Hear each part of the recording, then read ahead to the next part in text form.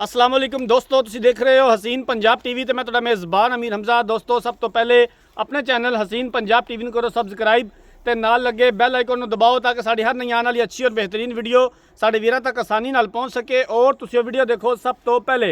अज जनाब अपने वीरां भरावां वास्ते एक पहला झोटी की वीडियो लैके हाज़र होए हैं। पहला सुबह सूईए कैमरामैन साहब जानवर दिखाते हैं, उस तो बाद सारियां गल्लां बातां मालका कोलों पुछने आ।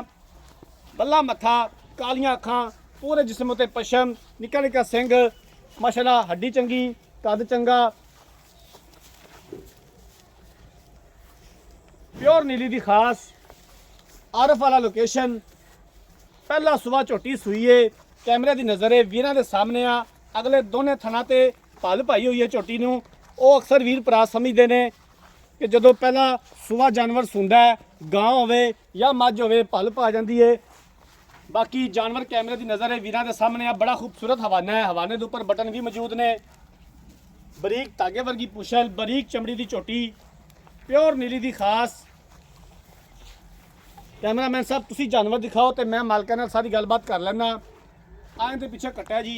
अस्सलाम वालेकुम जी। वालेकुम अस्सलाम भाई। भजन की हाल है? शुक्र है अल्लाह दा जी। झोटी जी कैमरामैन साहब दिखा रहे हैं पहला सुबह सूई है। ये जी पहला सुबह सोई है, मुंह च चार दंद है। मुँह चोगी है। हाँ जी। कदों सूई है? ये जी कल सोई है। कल सूई है। कैमरामैन साहब अच्छे तरीके नाल जानवर दिखाना है, थना दी हवाने की अच्छी तरह तसल्ली करानी है। इस टाइम हाजिर टाइम इहदा कितना बोला चोर है जी? 2 टाइम का इस टाइम जी 2 टाइम का बोला है जी 8 तो 9 किलो।